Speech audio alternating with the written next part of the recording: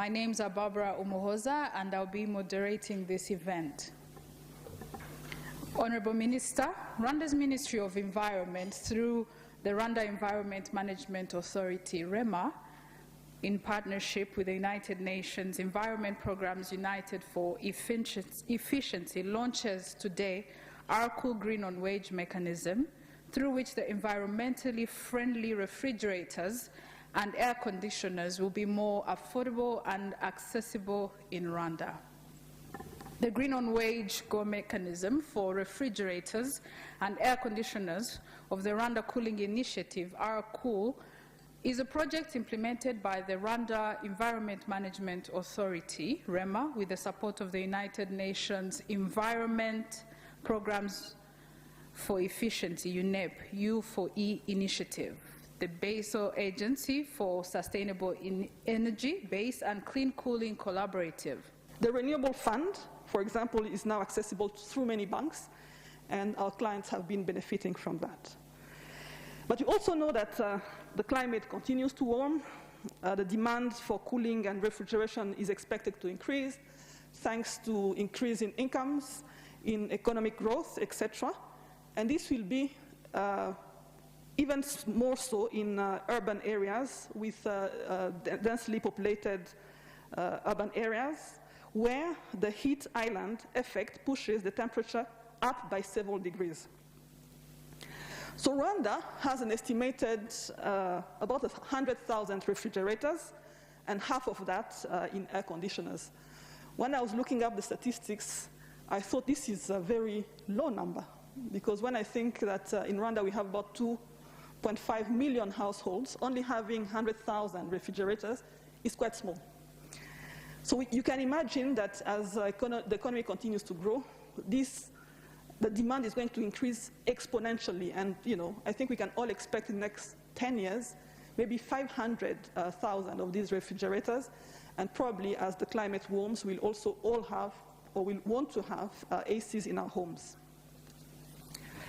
So in Rwanda, 85% of refrigerator sales are in the residential sector, and only the remaining 15% to the commercial sector.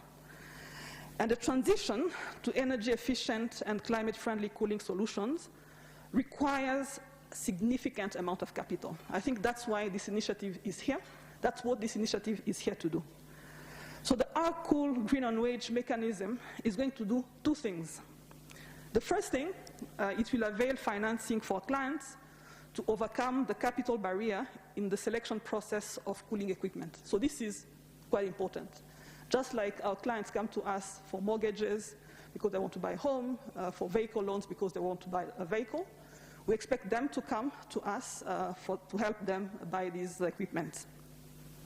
The second thing is that this mechanism will ensure that our clients access energy-efficient refrigerators and ACs from trusted vendors who have undergone several eligibility checks to ensure that their products do qualify for the mechanisms. So we do two things: avail capital, but also make sure that people who buy this equipment are buying energy-efficient equipment.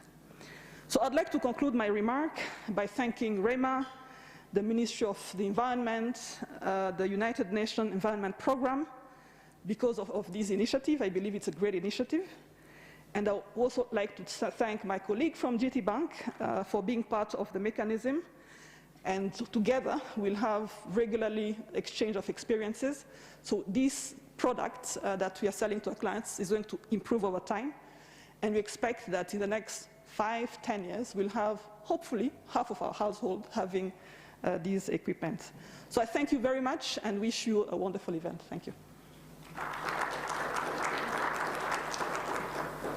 Thank you very much, Dr. Diane Karusisi, for your opening remarks.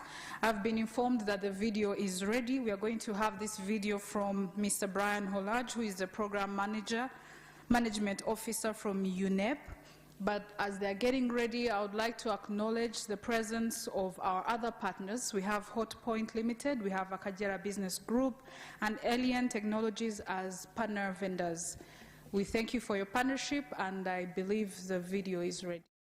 Honorable Minister of Environment and distinguished guests, it's with great pleasure that I share these reflections for the launch launch of the Green On-Wage Financing Mechanism. I wish I could be there alongside you in Kigali once again, particularly on this momentous occasion that builds upon so many intriguing steps in our journey together. Of course, no country or organization alone can solve the incredible environmental challenges that are before us, but by working together with our unique strengths and creativity, we can unlock transformational solutions. The United Nations Environment Programme's United for Efficiency team has had the honor of partnering with the government of Rwanda since 2018, when we first launched the Rwanda Cooling Initiative, known as RCool.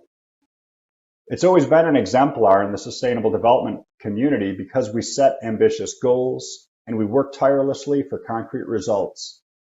In just over a year, for example, RCool produced and the Cabinet adopted an award-winning national cooling strategy.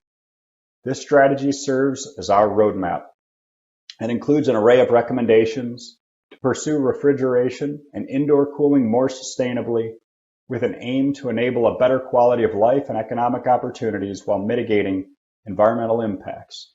For example, it calls for the most stringent standards for refrigerators and air conditioners in all of Africa.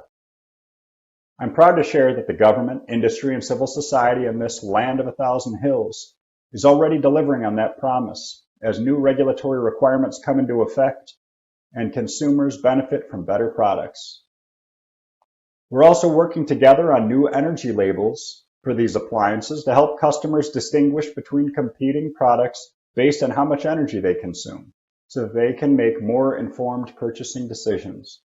A new national product registration system is also under development to enable careful monitoring for compliance with these new requirements. And of course, the focus of today is about unleashing innovative finance, as the latest technologies are of no use if they cannot be adopted by average consumers. We previously worked alongside Rwandan partners in the Swiss NGO BASE to develop the Cool Lease mechanism for leasing efficient cooling equipment in commercial buildings here in Rwanda. And we partnered again with them to develop and today unveil the Green On-Wage Financial Mechanism for salaried employees, known as GO for short. This innovative consumer loan offers competitive interest rates and terms that can be repaid through monthly salary deductions.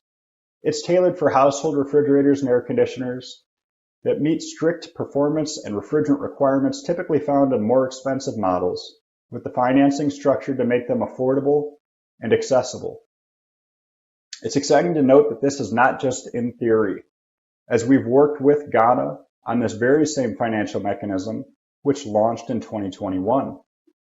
In both the Ghanaian and Rwandan markets, we are already seeing some new state-of-the-art models being imported by vendors for the very first time, thanks to this program and its strict criteria and the compelling pathway that it offers to reach many households that might otherwise purchase inefficient products with outdated technologies. Importantly, the Rwanda Cooling Initiative's GO financial mechanism has a dual focus to not only promote the best new products, but also to collect and recycle old ones. It does not rely on subsidies, but rather it's market-based and intended to be self-sustaining.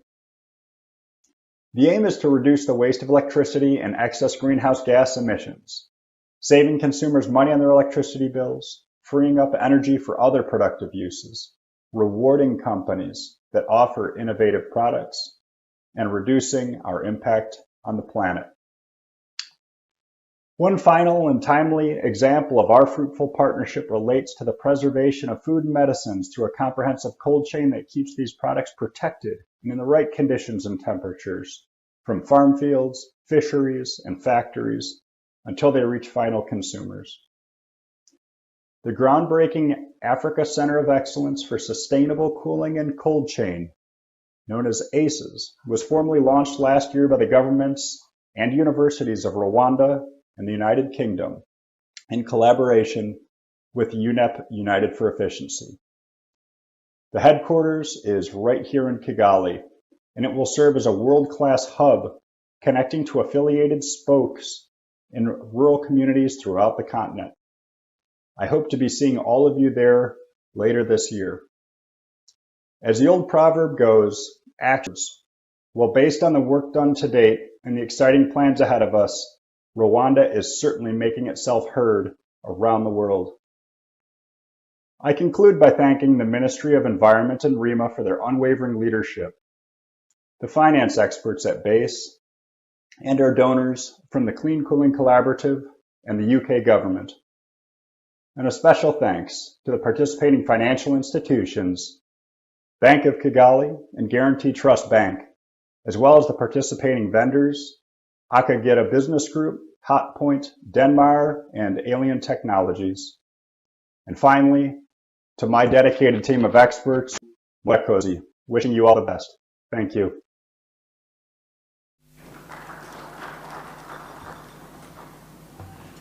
Thank you very much for your video, Mr. Brian. He's following us live right now. As we all know, Rwanda is known internationally for its unwavering commitment to environmental protection. So the Cool project once again comes to show that leadership, commitment, and political will are key ingredients to a successful societal transformation. And with that said, I'd like to invite the Honorable Minister of Environment, who is also our guest of honor, Dr. Jeanne d'Arc Maria. She's the Minister of Environment, for those who do not know her, and she has her remarks to present to us. Ikaze Nyakubahwa Ministre. Welcome, Honorable Minister.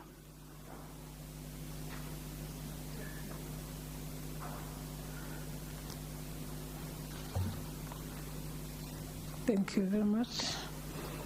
Excellencies, CEO of Bank of Kigali, CFO of Guarantee Trust Bank, GT Bank, development partners, distinguished participants, all protocol observed. Good morning.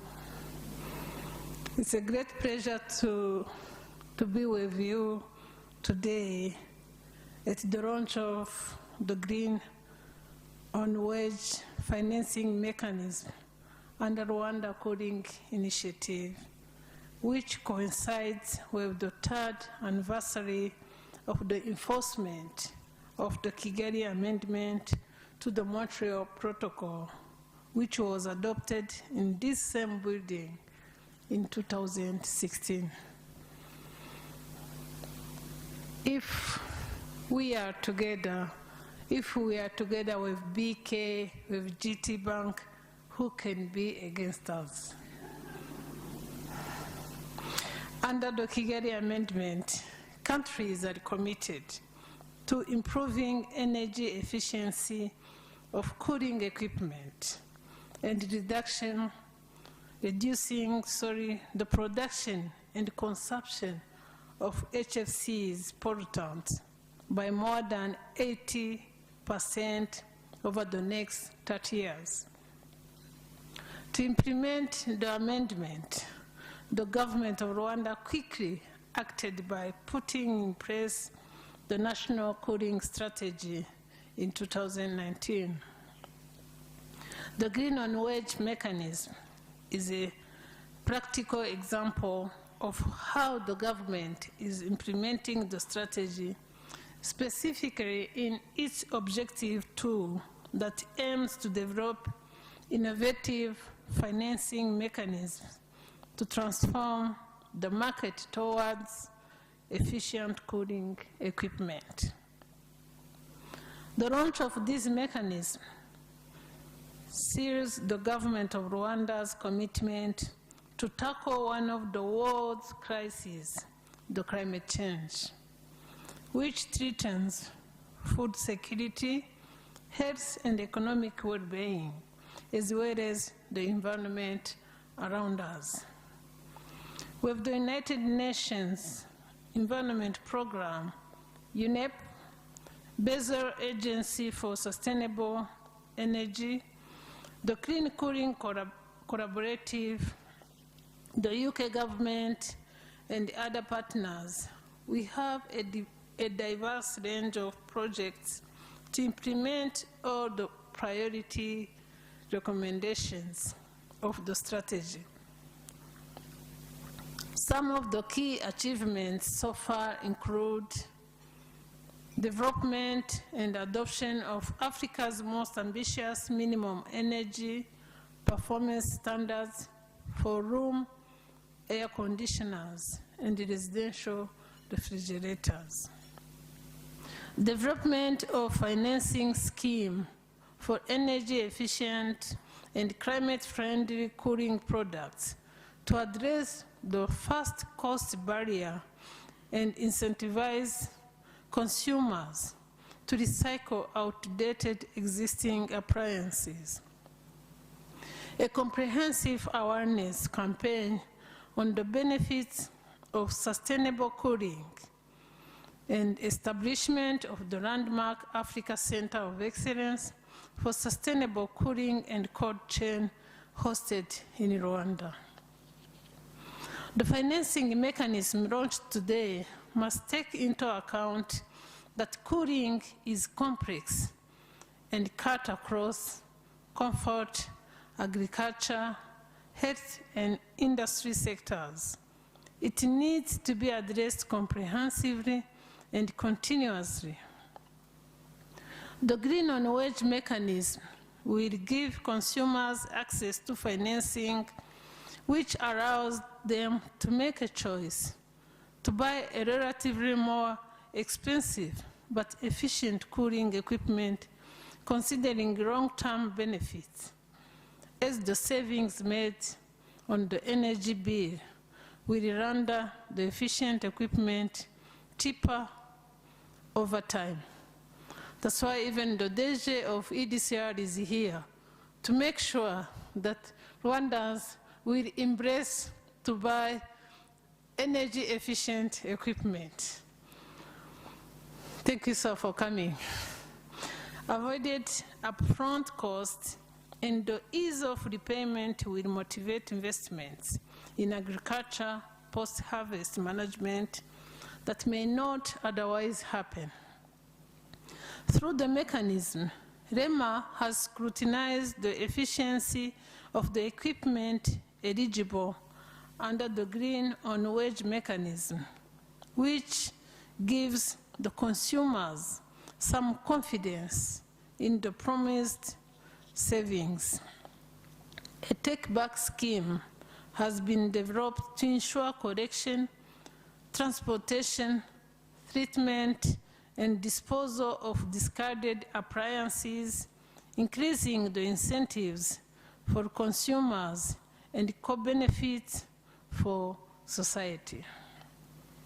Beyond this mechanism, ladies and gentlemen, we will continue to support ambitious energy transition actions to help meet national development targets while fulfilling obligations under the Kigali Amendment to the Montreal Protocol and the Paris Climate Agreement.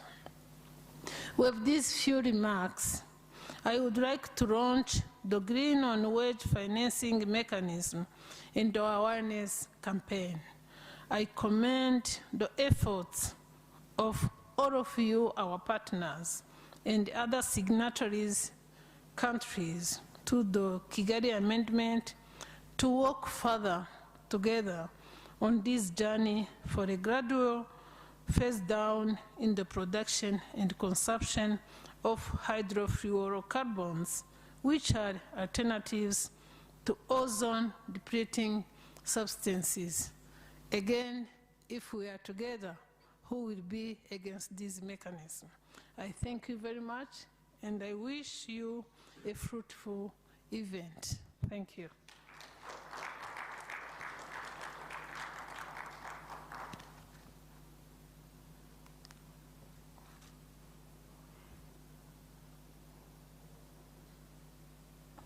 Another round of applause for the Honorable Minister for launching this event and this mechanism. Thank you so much, Honorable Minister. This journey is not a new one.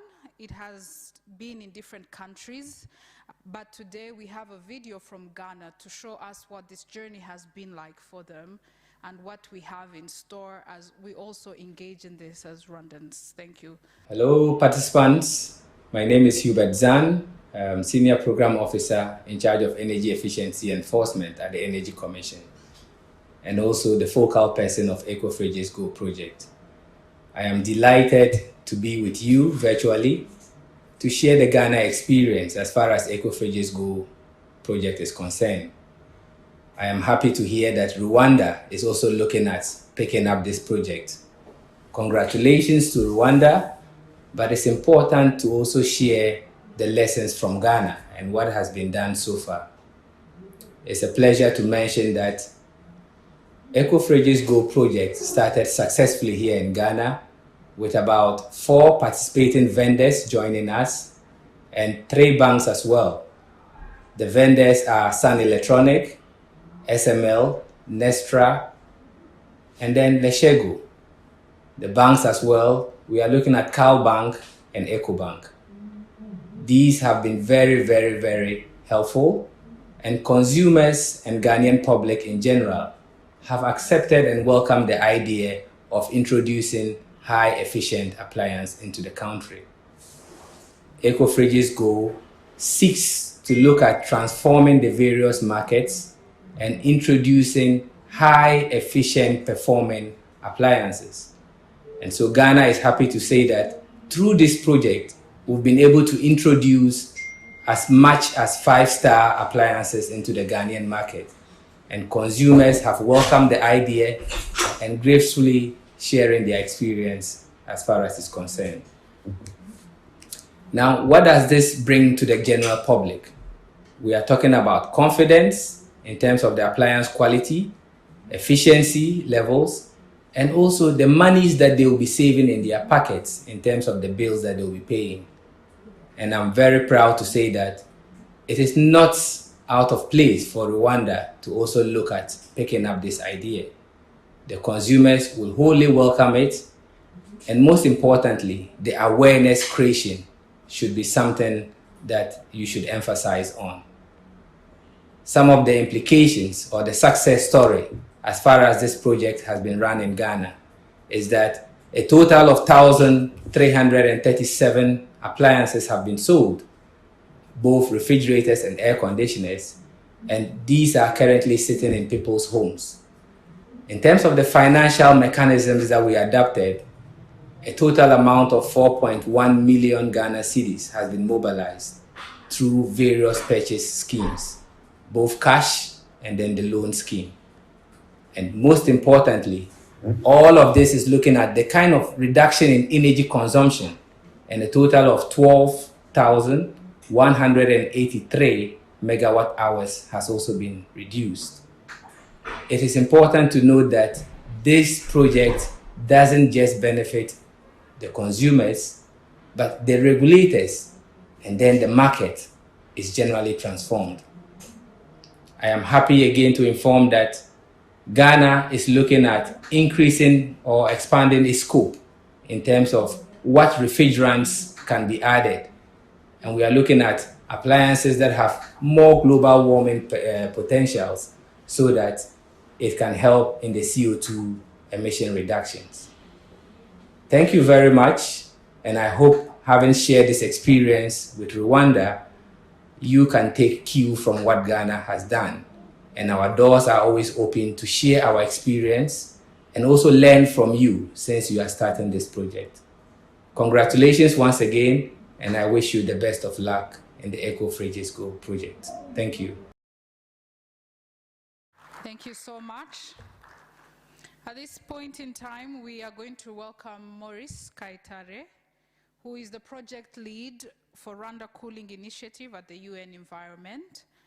He will give us a presentation on the implementation of the Green on-Wage Financing Mechanism, National Cooling Strategy, Awareness Campaign, Product Registration System, and the Cold Chain Opportunity. Welcome, Maurice.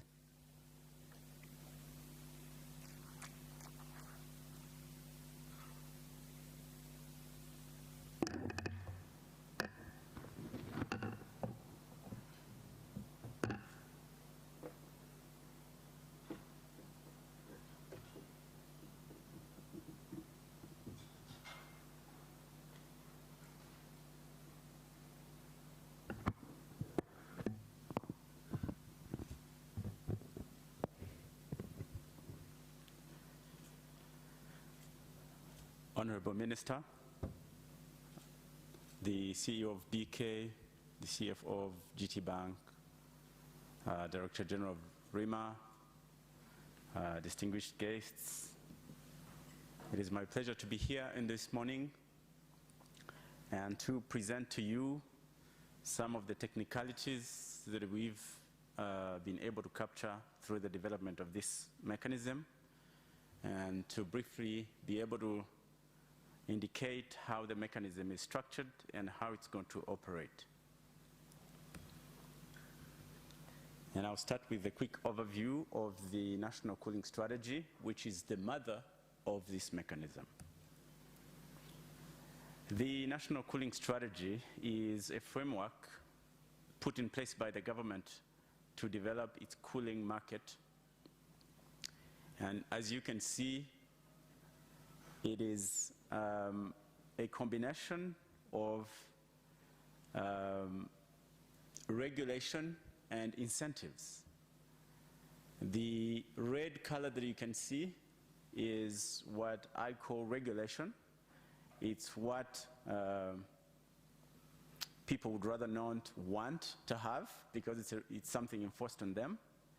And the green one is the incentive. Basically, the old saying of you can force a horse to the river by a stick, or you can attract it with a carrot. So the red are the sticks that the government has put in place. These are the minimum energy performance standards, a labeling system, a product registration system, and enforcement. But then there are carrots as well in the strategy. These are, for example, the awareness campaign, the financing mechanism, such as the one we are launching today, a cold chain, and then a recycling. And then I will go through the mechanism itself. In the beginning, we had REMA to think about the mechanism. And then we have vendors, we have the banks, and then we have households. REMA signed agreements with the vendors for the vendors to be able to implement this mechanism. And then REMA signed agreements with the banks, which we call terms and conditions for the mechanism. And then the commercial banks have entered into an agreement with the vendors to implement the mechanism. Then the households and the recycling company Enviroserve will have also entered into an agreement for recycling the old equipment. Then we will have agreements that will be signed as we go. These are lending agreements between the household and the bank. These are loan agreements.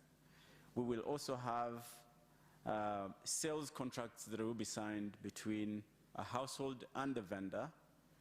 And finally, we will have a voucher that will be given by the vendor to the household, but implemented through the recycling company. To simplify it further, you have a household, and then you have a vendor, and the household will launch an application with the vendor who is interested in getting an appliance, an efficient appliance, the 4 vendors that were mentioned here. And then you have a commercial bank, and the application will be sent to the commercial bank.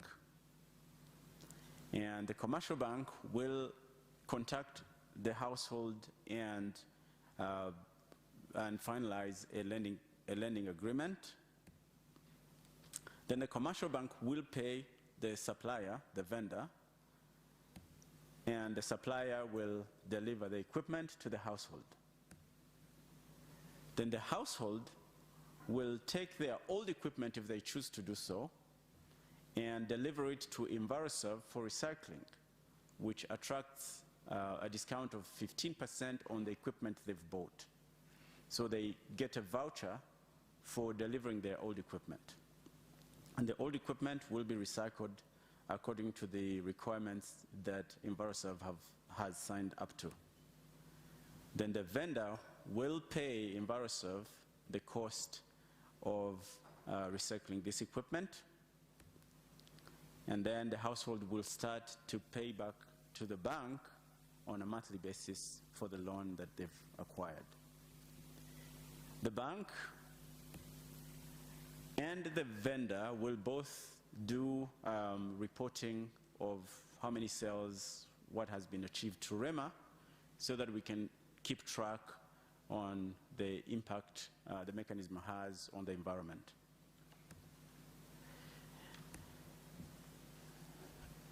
To be able to select the equipment, there was criteria put in place. First of all, what you see here is the requirements in the national cooling strategy. Cooling products coming into the country have to comply with these requirements. This is, for example, for refrigerators, and what you see here is the energy efficiency. What is allowed to come into the country is A, B, C, D, E. Beyond E, they are not allowed to come into the country. They do not qualify with the minimum energy performance standards already mentioned. But the financing mechanism is even going higher. It's not everything that is allowed to come into the country that will benefit from the mechanism. The mechanism stops at D, so it's A, B, C, D. And although E is allowed to come into the country, the mechanism is trying to push the market to even go higher in terms of energy efficiency. So these are the specific criteria in place. We're talking about products, they must be new. We're talking about size. We're talking about the refrigerant gas used in those products. For refrigerators, the global warming potential of the gases has to be at less than 20 global warming potential, and ozone depleting substances have to be 0. And then in terms of energy efficiency, it's A to D. E is allowed to come into the country, but it's not going to participate in the mechanism. The fridges you see here and air conditioners are part of those that were assessed, and they have qualified. Should I mention also that we invited all the vendors to come and submit the products, and so fitted to have qualifying products. And we believe this will push all the other vendors also to look at energy efficient products to be able to participate in such a mechanism. For air conditioners, it's still the same. We have new products, less than 16 kilowatts. The refrigerant gases have to be less than 750 global warming potential, 0 ozone depleting substances, and then according to the capacity, these are the requirements of energy efficiency. So to come to these conclusions, we did a market assessment, and the market assessment indicated that the reason why households don't usually go for energy efficient equipment is because of the upfront cost, which is very high. They have very limited knowledge on the availability or the difference of the equipment on the market. And they have different priorities in investment, and sometimes limited capacity for the loan. The vendors, on the other hand, also face a challenge as follows: unfair competition with very cheap and inefficient equipment. And sometimes it's very hard to sell without such a program, to tell people that this is actually energy efficient. This is not. You know, they think you're selling your own equipment, but there's really no one to guarantee that. And this mechanism comes to guarantee that this product is actually much better than this one, and this is the assessment that has been done. And there hasn't been a very structured way to actually provide a financing mechanism for people to go for the highest energy efficiency. On the other hand, the financing institutions have had a few challenges as well And those are low financial inclusion, high risk perception on credit default, the CEO of BK. You can see the numbers and the projections. We project that by 2024, there will be about 10,000 old equipment through this mechanism recycled, taken back and recycled. And we estimate an addition of 22,000, and the total stock of refrigerators will be about 228,000 by 2024. Air conditioners are much lower. We estimate a total stock of 4,000 by 2024. It is true that these numbers are really very low compared to other countries, given that we have a beautiful country that doesn't really require so much of cooling. But as we have seen, cooling is becoming very inevitable as we continue to go, and as we need to use it more into the food supply chain. And then we've done a cost-benefit analysis. If you take a standard loan of 18% interest rate at a tenor period of 2 years, you know, at price, and a payback period of about 3 years, the red line indicates the cost, the actual cost after 10 years of an inefficient equipment.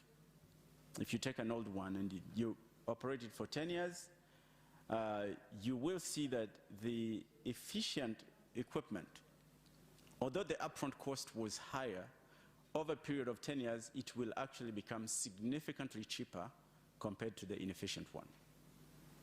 You took a very high efficient energy equipment and you replace it with the old one, you may actually end up with a bill that is neutral, your electricity bill that is neutral.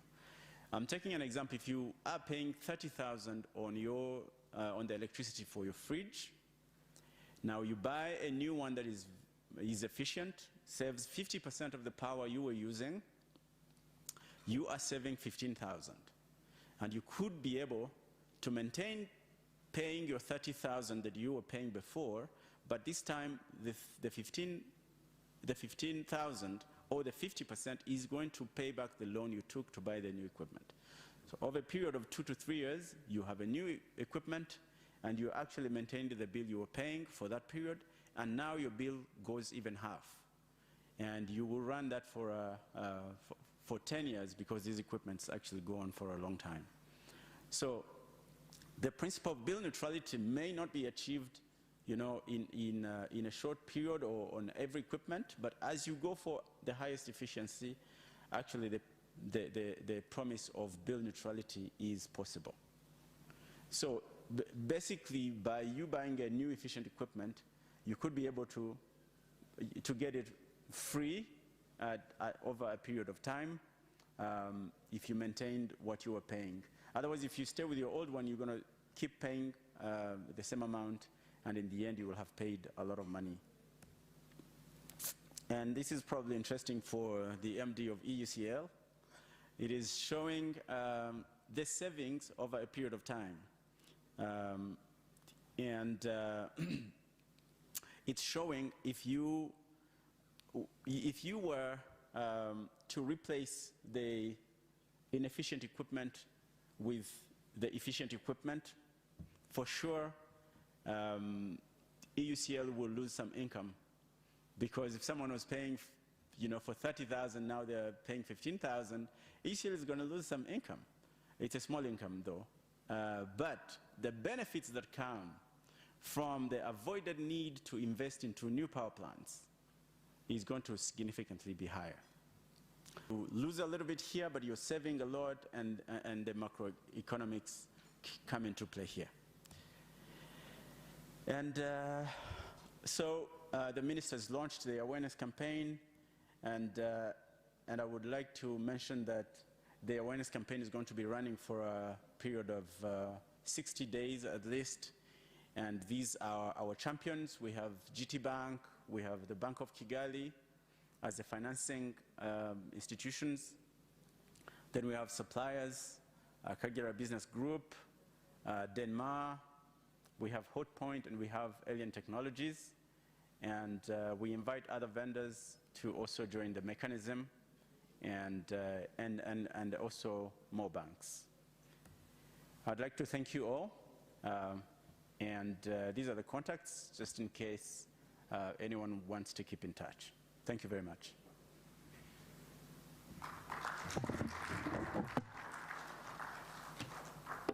Thank you. Thank you so much, Maurice, for your presentation. You caught my attention when you started talking about bill neutrality. So we look forward to this growing. The idea that we get to save money with these appliances is music to the ears of people who have families who have to use these appliances. But without saying much more, because we're about to delve deeper into this conversation, I would like to invite Tom Rwahama. He's going to lead us in a panel discussion. He's the Director of Power Generation, Operations and Maintenance at Rwanda Energy Group. He's very experienced as an energy engineer and with a demonstrated history of working in the power and petroleum sectors. He will moderate this event, this panel, and he will also introduce to us the panelists who will participate in this conversation. Welcome, Tom. No hand claps because it's a cooling event. We are all cold. Thank you. Yes, please.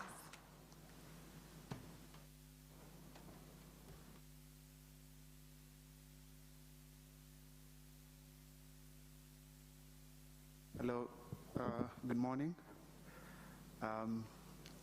Honorable Ministers, distinguished guests, I'm very honored to host or to moderate this panel of experts that are going to be discussing on the Araku Green on Wage initiative.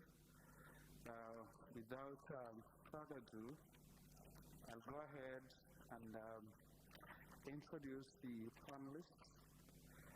On the list I have Juliet Kabera. Juliet Kabera is the DG of Rwanda Environmental Management Authority since May 2020. Prior to her appointment, she was the Director General of Environment. She holds an MBA in the conservation at the University of African Leadership University. She also holds a bachelor's degree in biochemistry from Makerere University. Welcome, Juliet. My second panelist is Mr. Menon Moli. He is the Regional Business Development Manager for Kagera Business Group. He deals mainly with automobiles, tires, lubricants, media, consumer goods, consumer electronics, car rentals, development. And we would love to hear from you what are some of these initiatives or these projects that are in the pipeline for the audience to get to know. Thank you. Thank you, Tom. Yeah, Honorable Minister, dear Dr. Diane, our UNEP UN Environment virtual participants, I hope you're still there.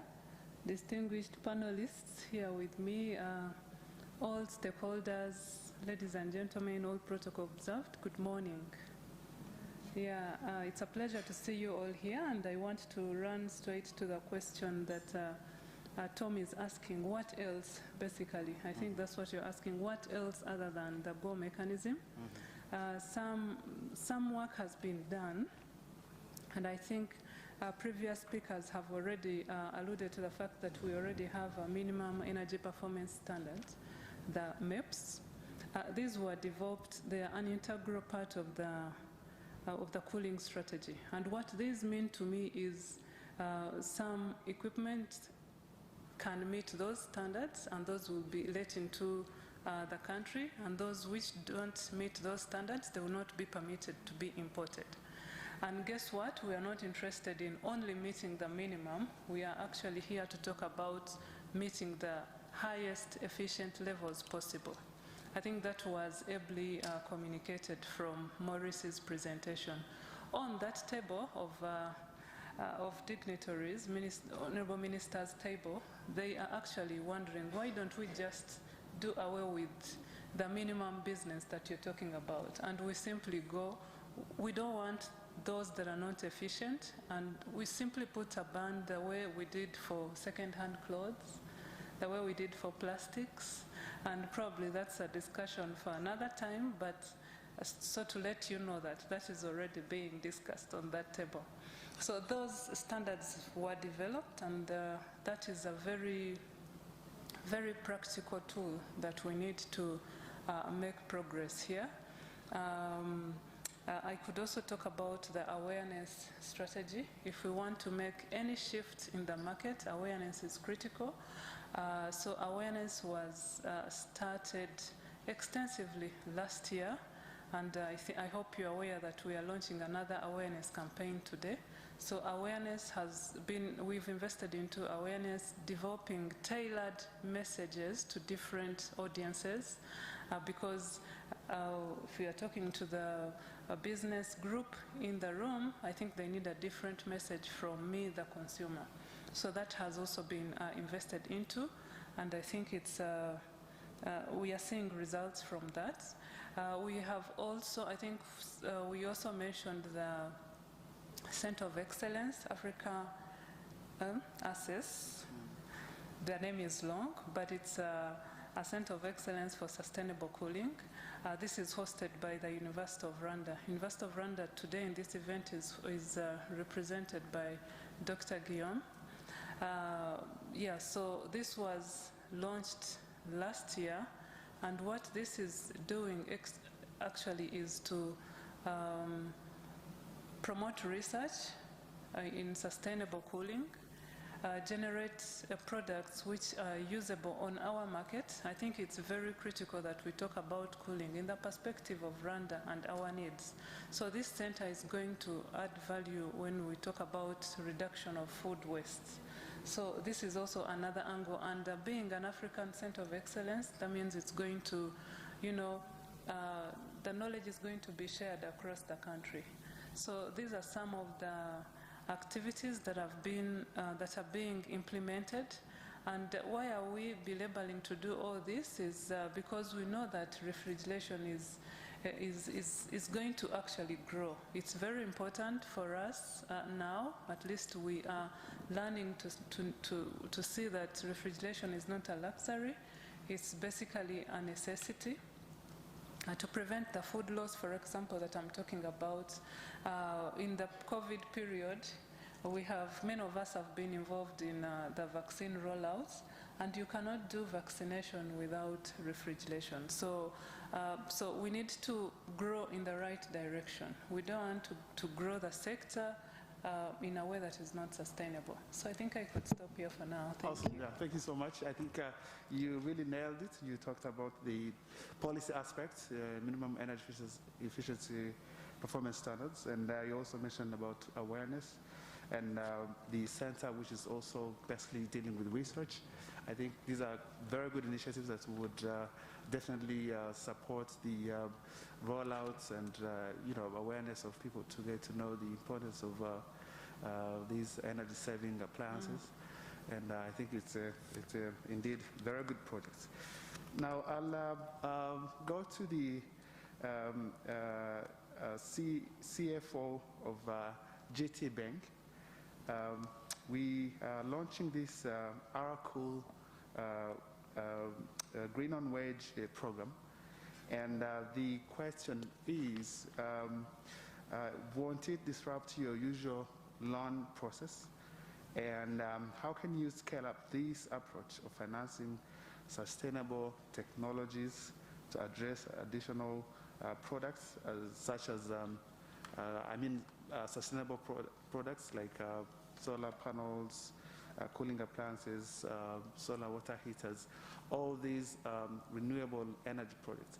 So how do you foresee integration of various financing mechanisms for these sustainable energy solutions. Thank you. Thank you, Tom. As a bank, we are always conscious about the environment. So when this initiative came through, as a bank, we thought this is something that augurs well with what we are always believing in. We are concerned about environment, so this is something that collaborates our own internal initiative. And for that reason, we are part of the entities that signed off on the UNEP finance initiative. So this was in line with what we were looking at. And again, it doesn't disrupt what we are doing, because as a bank, we always have a retail segment that caters for personal needs of consumers. So when a consumer comes and says, we want to acquire household equipment, so this is within the line of what we do as a bank.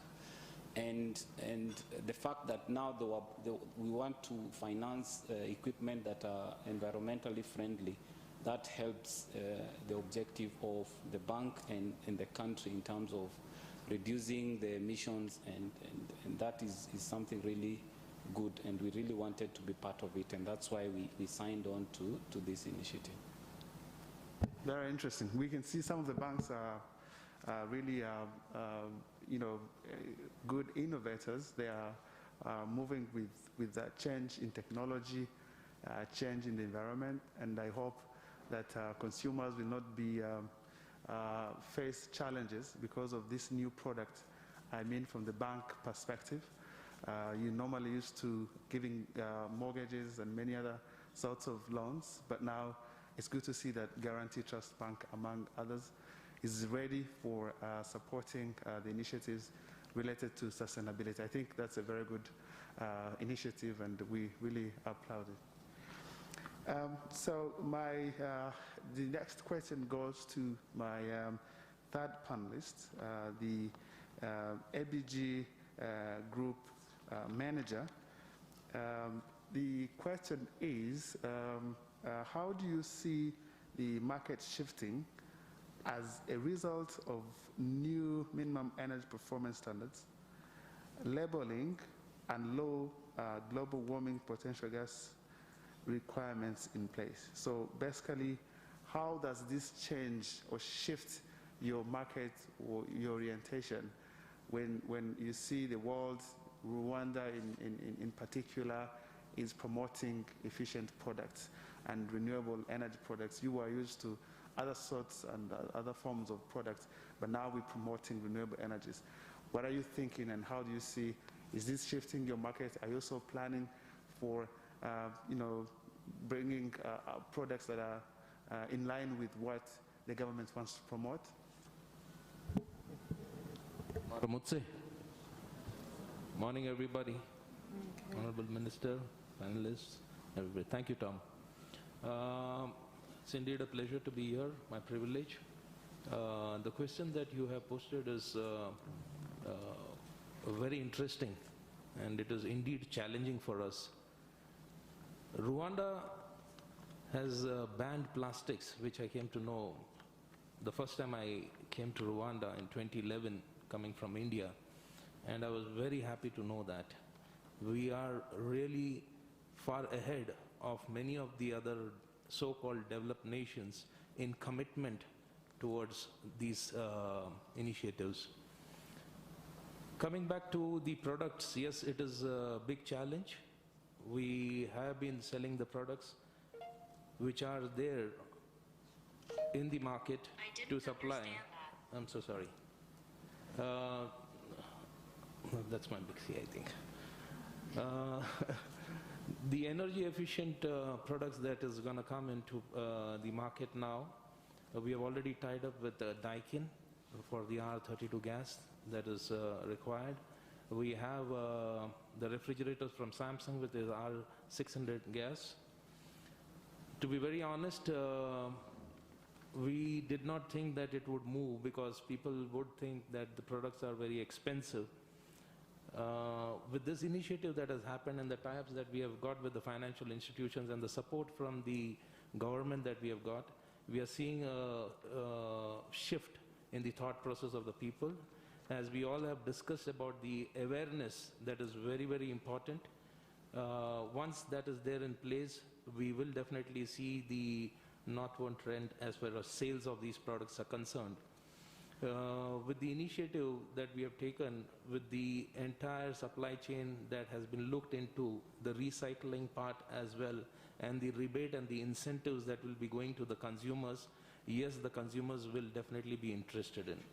It could have just come as a rule, like how ma'am just said, and everybody would have had to follow it. But we have not done those things here, and we are concerned with the consumers also. And I'm sure with the support from the government and this particular mechanism. In fact, let me give you a small fact that happened this morning when I was entering the hall. I met a gentleman out there, and he was talking to me about this R-Cool initiative. And he was telling me, are those refrigerators from your company? I said, yes, those are Samsung refrigerators supplied by Akagera Business Group. He told me it's very expensive. I told him, maybe, but they are energy efficient. So he told me that, yes, I have understood the concept now, and I'm happy that I did not buy it earlier on. I said, say why? He said, because the scheme that you all are coming out with would benefit me in paying in installments, and I would want to be a part of this particular system contributing towards the society. I don't know the name of the gentleman, but it was such a wonderful thought and a very positive feel that a gentleman whom I met this morning outside told me about this. So that is a brilliant thing that the gentleman said, and I told him, Karibu, you're most welcome to come to my office. You can come to our outlets, and you can fill up the form, we can give it to the banks, and you can take the loan about it. In fact, to be very honest with you all, we have already sold Daikin ACs. And we have already started marketing, talking about the R32 gas and the benefit over R410 gas, which was there earlier on with the other air conditioners. And the customers did find it a little bit on the higher side. But what we did is, we gave them the discount upfront, because not all companies would want to go under this particular scheme. But that is a commitment that Akagera Business Group, and I'm sure my other colleagues from Hotpoint and Denmark and Alien also would be doing that. Before the scheme has been launched and the entire system has started, where consumers are coming asking for a performa invoice, going to the banking institution, getting the loan approved, and getting the product, giving their old product for recycling, and the benefits that they're getting, we decided to start selling and giving that rebate straight away without undergoing this particular scheme, just to test launch, just to check whether people are ready to go in for. And when that awareness was there, when we educated them about the commitment that we all need to do towards the environment, to Mother Nature, they were more than happy to take it. So there was a small discount that we offered them, which was, an incentive for them to go in for Daikin ACs. And they did that. So we are happy to be a part of it, and I'm sure that this will definitely increase in numbers also, the moment it is available for everybody. The key is the awareness. The user-friendliness of the mechanism is what I would like to highlight here. In fact, I was talking to Mr. Morris also about the same thing. We wouldn't want a customer coming, getting a performa, a delay in the process should never happen. So across the counter, if we can do that at the faster pace, the loan approvals and all, that will be the key to the success of the program that we'll be doing. And we are up to the task, and we are 100% committed to that. Thank you so much. Interesting.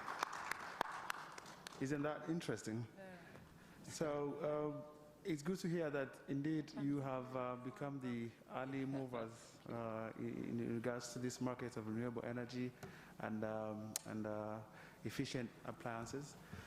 I think it's high time that all the companies that are involved in vending and supplying and all that stuff, buy into this idea. Otherwise, you will face public rejection as people get to know more about the importance of saving the environment, the savings they make and all that stuff. So I think it's a good move that you've already made, and the idea of putting in place some incentives or maybe programs like these ones that we are launching today, even if they're not there, I think the awareness that the DG was talking about is also going to help a lot in people understanding and get to to know exactly. 100%. And in fact, I was recently there in Kenya having my meeting with Samsung Zonal Office. And I was telling them that you all should also contribute, you all should also participate, you should also come forward. We have got few other brands also in refrigerators, which we have told them to follow these particular procedures, forward your technical specs, send us the product, we will send it to REMA for verification and certification. So those products will also be added to the list.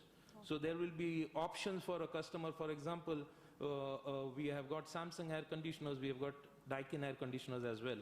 We have got Nobel and Bompani, two other brands, which is a different model, a floor standing model that we talk about. So those products also, we have told them to submit all their technical specs. We will be forwarding it to REMA, getting the necessary approvals, if any corrections needs to be done. In fact, Samsung told me that the production line for R32 gas is very expensive. The market is still not matured. I said, you might be talking about which market, I don't know.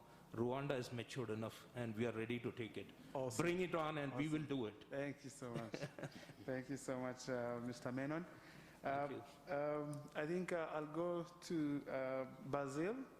Basil, as a representative of the probably one of the most technically knowledgeable group in the area of cooling and refrigeration. What do you think is the role of VSC technicians in the implementation of our Cool Go program and Rwanda's MEPs and product labels and related interventions from Rwanda's national cooling strategy? So basically, the role of the technical experts who are supposed to be maintaining, operating, and helping clients to not get annoyed when an element fails and they're unable to get someone to support them. Thank you. Thank you. Thank you very much.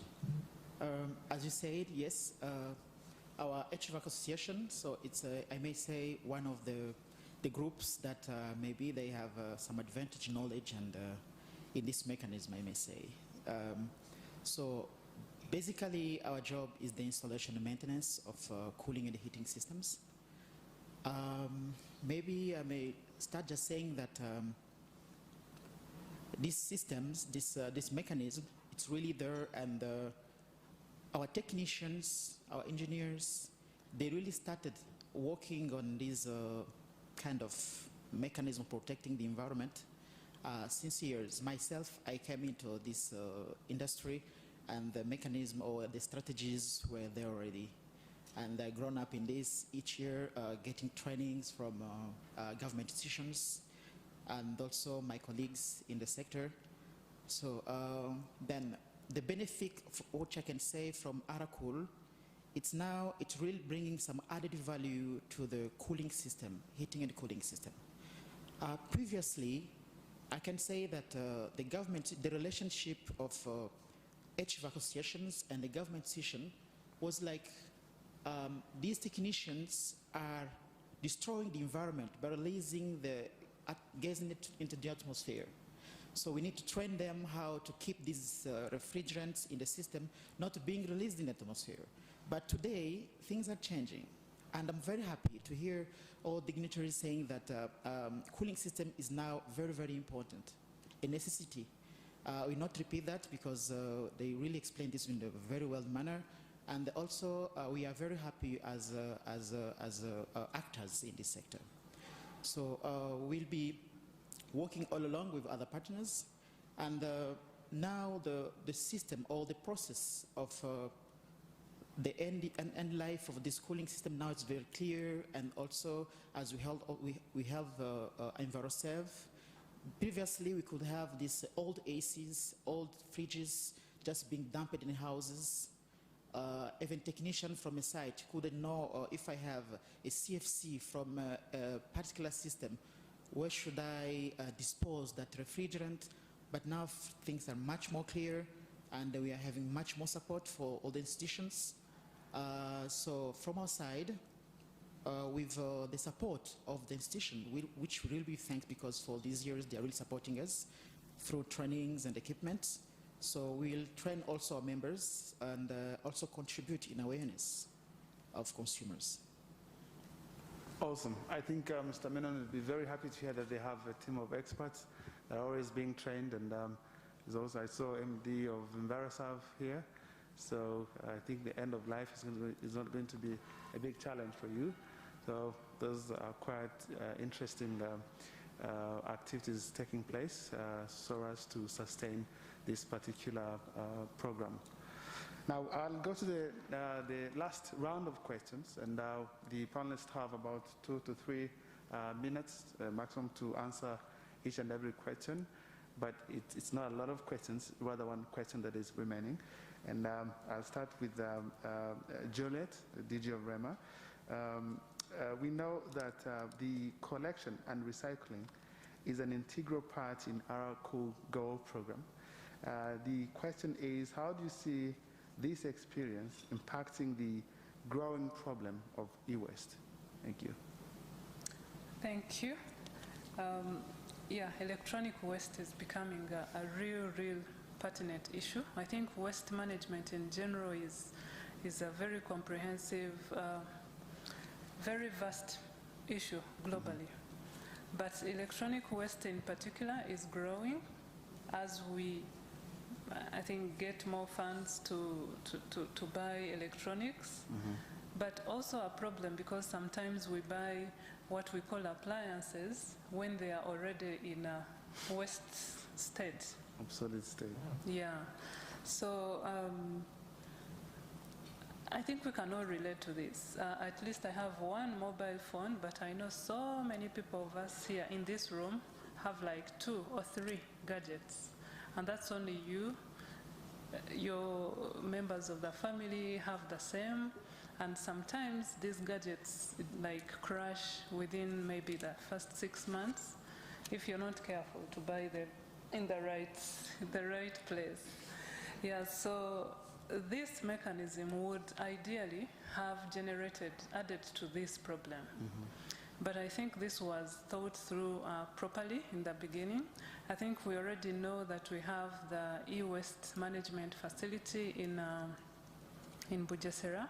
Olivier is here. I don't know why Olivier is not on this panel. He should have. Yeah, so Olivier takes care of this. If we have waste generated, I think we should be calling the e-waste facility to come or to basically tell us where to deposit that waste. But I want to imagine that if I have a big waste like the refrigerator or a freezer, probably Enviroserve will come and collect it from my home. Well, if you confirm if that is okay, otherwise that's what we expect from you. So the fact that we have this facility up and running and well managed means that whenever we are going to change this type of e-waste, they have an end point where they're going to be dismantled, treated the right way. This waste is also sophisticated in a way because it has the chemical that actually helps us to do the cooling, which is global warming, the very reason as to why the Kigali amendment was put in place to try and tackle these chemicals. So Enviroserve will handle it well in a way that it is not discharged into the atmosphere. This is when it causes a problem. So ideally, this mechanism would have generated more e-waste, but that's not an issue to worry about because it's already taken care of. And I think this is basically tying the nodes, the different nodes together. If you have the facility here, what is that incentive that will allow me let go of the waste that I have at home so it reaches where it is supposed to be taken care of and generate more funds? This is the circularity we are interested in, and I think the mechanism is coming to do exactly that. Thank you so much. I think we have all the incentives for us to implement or force through this initiative because we have comprehensive, I would say, process policy-wise, all the support of government, and then we have, at the end of life of these products, we have where to take care of them, and I can testify that we also in Rwanda Energy Group We do have a lot of electronic waste, and Olivier and his team, they're doing a very good job. They always write to us, they're always there. Solar panels that are old, many other things. So I think you should not worry about anything in regards to handling of the waste. So we have indeed a company that is ready and always ready to support us. I'll ask the next question to the CFO of GTA Bank. You're seated here with policymakers. We have Honorable Minister of Environment in the House. We have DG Rema and many others, even ourselves in Rwanda Energy Group. So the question is, what kind of other interventions you think would be most helpful for the banking sector in scaling up finance for sustainable technologies in Rwanda? So, thank you, Tom. Maybe before I address that question, there is something that keeps on lingering in my mind from Maurice's presentation, wherein he said, once domestic electricity consumption reduces, EUCL would lose revenue in the short run. But in my head, I'm thinking energy production is not where it's supposed to be, meaning there are people who are currently operating at lower consumption levels than they should. So the fact that once we reduce domestic consumption, that portion that has been reduced can actually be transferred back to production units that really need it to enhance production. As we are really focusing in Made in Rwanda, for you to do Made in Rwanda, you really need a lot of energy to be consumed. So this initiative really augurs well if upscaled and made bigger, meaning domestic reduces and commercial production is enhanced. That would really help the cause of the country in the long run. Sure. Now back to what this can do from a financing perspective. If you look at banks, central bank has always been concerned about the capital base of banks. So capital base has been increased from 15 to 20, and it's actually going higher as we move along. So what that does is that money is available for banks to finance different projects that are important to the country, and this is one of the projects that we would focus on. So meaning banks already have adequate capital to do bigger tickets and to do other things that would, like this, that would really help in the overall cause of the country. Then another element that is also critical is guarantees. If we could get entities that would guarantee this kind of financing, that would really help us in terms of, so that we don't burden the consumers with giving us guarantees. So those guarantees would make it faster for us to, once a Kagera Business Group is willing to sell, we do not burden the consumer with concerns on guarantee. Then we now have a guarantee that takes care of that. Then if we could have players that would enhance the financing option, wherein they bring in money like the way other international financial organizations do, that would really help us upscale and make this bigger and wider scope of consumers and entities that would uptake this kind of product. Yeah, thank you. Awesome. I think you've passed on, actually touched on very interesting points, and I noted one of them is guarantee funds that would guarantee you that in case of any default, at least you have some security for the money you lend, and also support from international financial organizations to bring more money that can be used by people borrowing. And I think to the DG and Honorable Minister, the awareness continues, especially on the financing aspect, and also looking at ways how such kind of guarantees can be raised. We've had this, we've seen this in energy sector, where we have the renewable energy projects being financed through donor funds, but also the government of Rwanda putting in more funds, and we worked with BRD, the Development Bank of Rwanda. So this has been working so well, and I believe that this particular program can also benefit from you know, similar approach. Thank you. I'll go to the ABG manager, Mr. Menon. The last question for you is the other well-regulated and enforced markets, they continue to see improvements in the energy efficiency of such appliances. How do you see the Cool Go impacting consumer choices and the types of products that you sell? So how do you see this program impacting the consumer choices and the products that you sell on a daily basis? Thank you, Tom. I think I've probably already said about it. I've already answered the question, in other words. There is no doubt in my mind that it's going to be a success. As I say to my team always, well begun is half done. We have begun well, we have finished half the task. Awesome. The balance half is yet to be achieved. Together, we will, 100% will do that. It's going to be a success, no doubt about it. We will be having teething problems.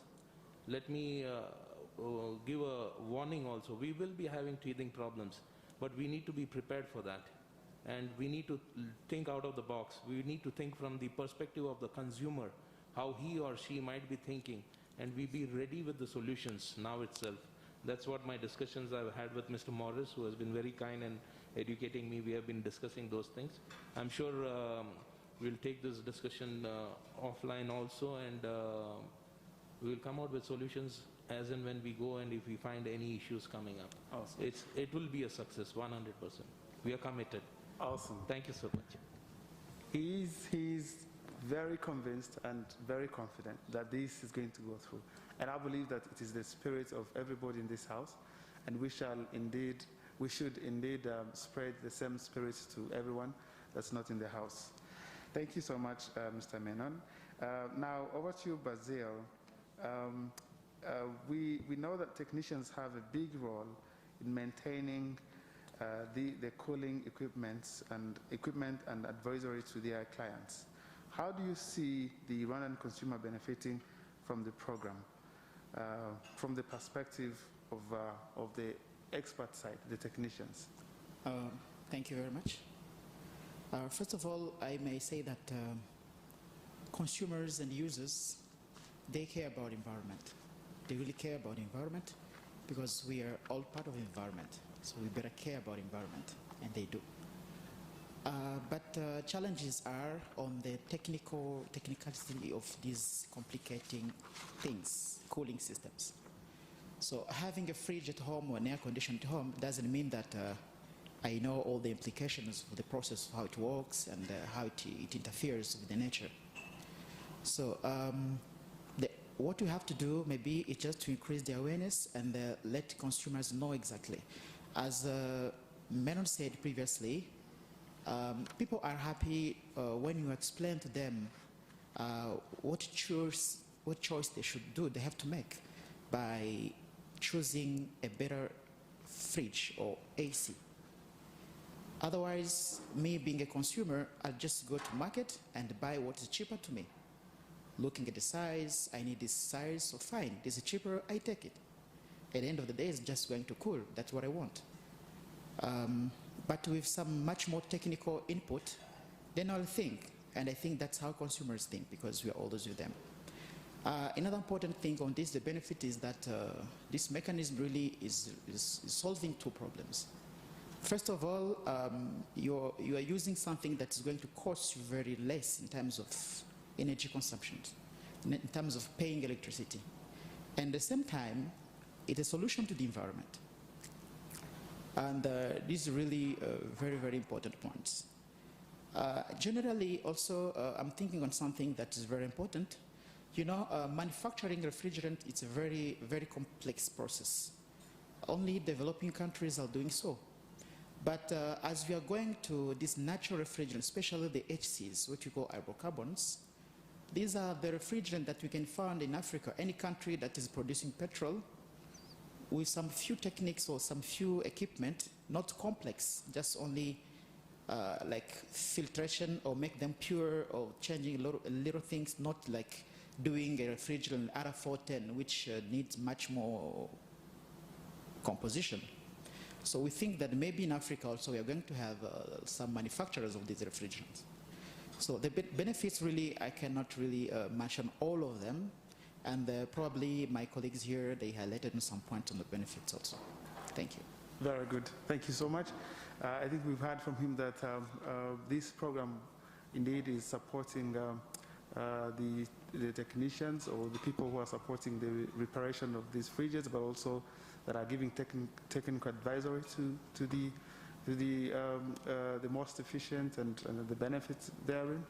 And I think you also mentioned that the other challenges you're facing, maybe that this program can in the future look into would be thinking of maybe having a manufacturing facility locally, or maybe not entirely to manufacture the entire fridge, but also at least being able to assemble and you know, not to buy everything as a finished good from abroad. And why not? Why can't we do it? Maybe we can even be the hub for the region and supply the region. I think. Okay, so I'll give an opportunity to the audience if they have any questions to the panelists. We only have 2 people. If there is anyone who has a question to the panelists, please, you can raise your hand. You mention your name and quickly ask your question. If not, we'll appreciate the input from the panelists and close this discussion. Any questions?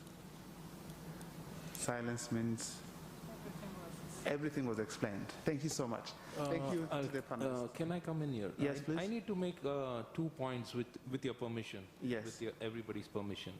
I believe in leading by example. If I say certain things, if I believe in that, there is a conviction, there is a commitment. And for us, the authorities who are talking about these things, if we can lead by example, any new upcoming projects, because this is going to take some time. It's a smooth transition that is happening. So maybe in future, any new project that is coming, if it can be made, you know, mandatory to go in for these kind of products, so we can highlight those things, number 1. So leading by example is one part. The second thing that it's just out of the box that I'm thinking, we have a beautiful system here called Umuganda. The community cleaning and all that usually happens on a regular basis, on a weekly basis, last Saturday of the month. Those are the places that I see where there is a lot of people having their sector meetings and all. So this awareness could be another, it can take to another level where those are the actual consumers at different levels, at different sectors. We can start off saying, let's start off at Nyarutarama, for example. And then we go into Kibagabaga or Ribeiro, those areas, everywhere the meetings are happening. So this awareness can go into those sectors, those places, and we can start off from there, which will be a fantastic movement where more people will start talking about it. So they understand the whole commitment that everybody wants to give to the environment. Very good. Thank you so much. Sure. Maybe just to comment on enforcement aspect, where you said leading by example. I remember the Minister of Infrastructure has also been developing many more other minimum energy performance standards. And on the enforcement side, there are regulations that come after the standards. So I believe that very soon it's going to be a condition for either products that enter the country or even those that are in the country to get phased out. So the side of enforcement, I think we will do our best. It's the most challenging aspect when it comes to especially energy efficiency, but I believe that we will get there, especially with the support of the government. And on the leading by example, I think what you also mentioned is that maybe DG Rema should be having a fridge that is under rating of A, Honorable Minister, maybe A++, you see? So maybe after this conference or this launch, everyone is going to assess and see how they use energy in their homes and what kind of fridges they have. Thank you so much. Thank you for having us. And thank you to Tom. Thank you so much, Tom, for moderating this insightful conversation. Thank you to the panelists.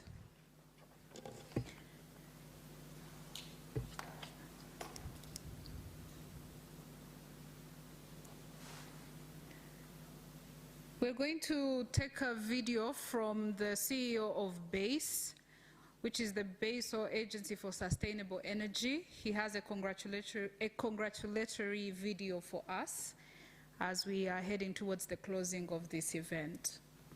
Hello, everyone. Thanks for having me and for this kind invitation. Unfortunately, I'm not able to be there for the launch of the Green on-Wage financing model in Rwanda. This is a program that we have been expecting a lot to be launched. And we are very happy that finally we managed to bring this to life. This is a program where BASE has been conceptualizing this model and put it in practice in other countries. And we have been working together with a team of UN Environment, with a team of U4E, and obviously our partners in Rwanda to develop this fantastic idea and model. I think this type of business solutions, these market business solutions, can help to accelerate the solutions in terms of energy efficiency and bring these different solutions to the market, in this case to the residential sector. Thanks a lot to our local partners, to REMA, to the Rwanda Environmental Management Authority, and as well to the banks that are collaborating with us, the Bank of Kigali, the Guarantee Trust Bank of Rwanda, and as well, obviously, the technology providers that have been involved in the process to sell and offer the high efficient refrigerators as part of the program. I will mention some: Hotpoint Ltd, Akagera Business Group, Alien Technologies, and as well Denmark. So, well, thank you for your support. I think this program can make really a difference in Rwanda and can serve as an example of what can be done in terms of energy efficiency in the region as well, and show the leadership of Rwanda in energy efficiency topics. As well, I have to mention our partner, EnviroServe, which he will be in charge of the waste management systems and disposal of the refrigerators. So thank you very much. Congratulations for this big achievement. And I hope that we can see you soon and see this project flourish as we are expecting. Thank you.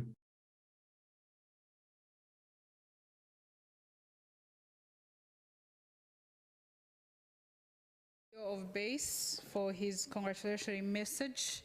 I would like to invite again Mrs. Juliet Kabera, who is the Director General of REMA, to give us her closing remarks for this launch. Welcome, Madame Juliet.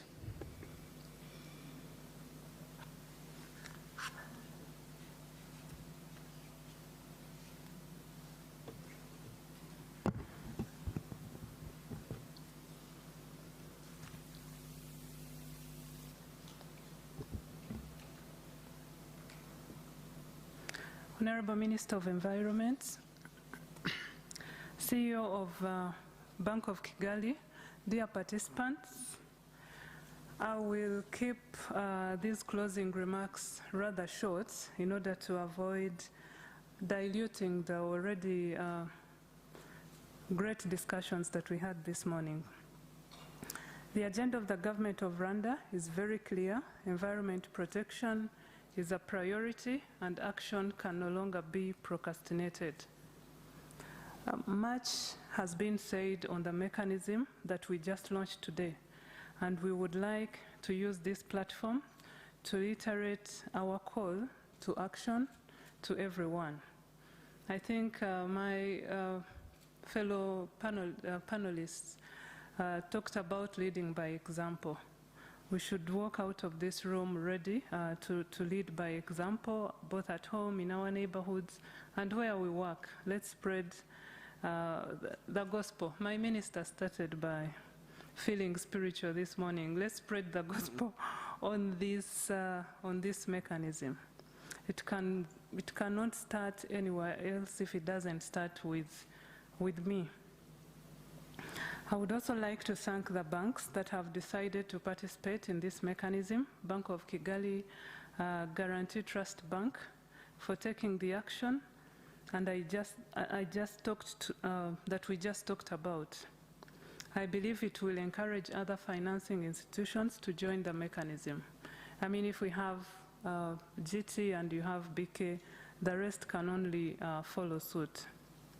I would also like to thank the participating vendors, vending companies, ABG, Denmark, Alien Technology, and Hotpoint. You've walked this journey with us for so many years, and we are not surprised that you're the first movers in this mechanism as well. All vendors of cooling equipment were invited and encouraged to submit their products for assessment, and I would like to congratulate the above mentioned for fulfilling the requirements to be included in the mechanism. Regulators can be very mean people, so trust me when you come on top of the list is because Maurice and his team are really, really happy and believe that you fulfill whatever is needed to be pioneers of this. Let me take this opportunity to encourage all vendors to comply with the required minimum performance standards. And again, what I get out of this discussion in this room is we are not going to settle for the minimum performance standards. We are ready to go a step further than this. And before long, these are going to be very mandatory and the enforcement will be already in place. There exists a product registration online system which is easily accessed via REMA's website. I think the 4 vendors in the room are frequent users of this, and this again enables us to, deliver service much faster than the paper-based services. You already highlighted that this needs to be a seamless process, and we are very ready to work hard towards this. Finally, I would like to thank the partners, UNEP, that is co-implementing the Rwanda Cooling Initiative with us for nearly 4 years. We have been able to develop several projects together. We cannot thank UNEP enough. I think you've been great partners. Basel Agency for Sustainable Energy, BASE, for the technical expertise you've provided in the development of the mechanism. I'm one of the people who take quite a long time to understand mechanisms such as this, but I think this one is very user-friendly. It didn't take me as much time as it usually should have taken me. So BASE, you did a great job. This is very user-friendly, easy to explain everywhere, including in Uganda. This is quite straightforward. Clean Cooling Collaborative. This is the former Kigali Cooling Efficiency Program. We are not so happy you changed the name from Kigali Cooling Efficiency Program, but I think it's for the better. We just want to be bigger. You're going for a very, neutral name, and we believe this is going to help us bring more partners on board. So we thank you for the initial seed support that you provided, which helped us to actually do the initial inventory, and if I'm not mistaken, they also contributed to the development of the maps. And any other partners that have been with us in other cooling projects, I think the list is long. I might not exhaust it now, and we're only happy that we are getting more partners through this mechanism. We have never had a financing institution. This is one of the kind, and when you have the business minds with you, I think that shows that we are growing towards reality. As I end, I would like to emphasize that we are starting an awareness campaign to let the public know about the mechanism.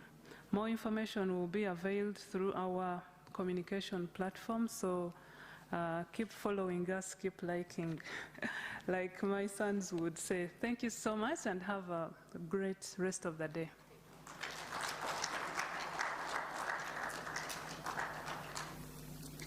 Thank you very much, Mrs. Juliet Kabera, for your remarks.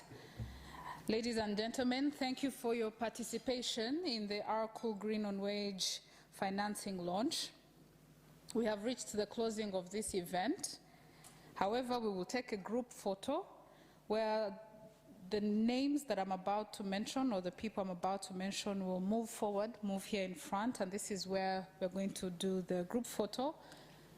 The ushers are removing the chairs and I'll be calling the names. We are going to have Honorable Minister Jean d'Arc, Jean-Maria, Dr. Diane Karusisi. We're going to have Mrs. Juliet Kabera, Mr. Stephen Juguna, Damien Dizeye, and Menon Muli. We're going to have bank representatives who I might not have mentioned, vendors representatives as well. We're going to have a representative from EnviroServe. We're going to have the MD of EUCL, and we also have the principal of CAVM, and Tom Gwahama will be joining that group photo as well.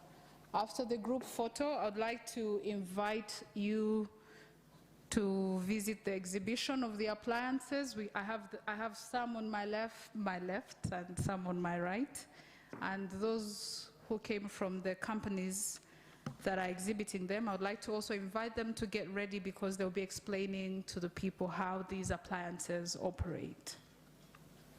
So let me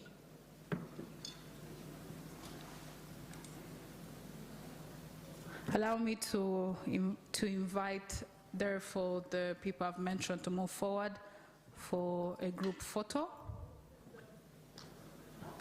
Yes, up, please.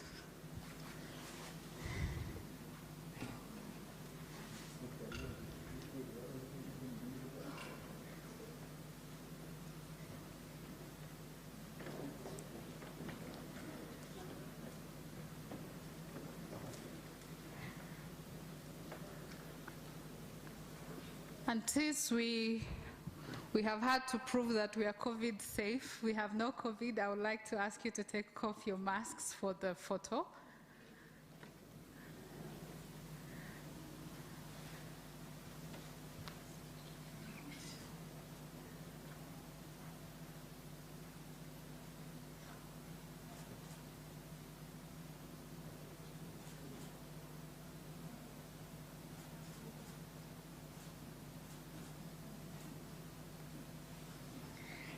Yeah, we're done. Thank you so much. So we're going to be checking the appliances on my left, on how these appliances work.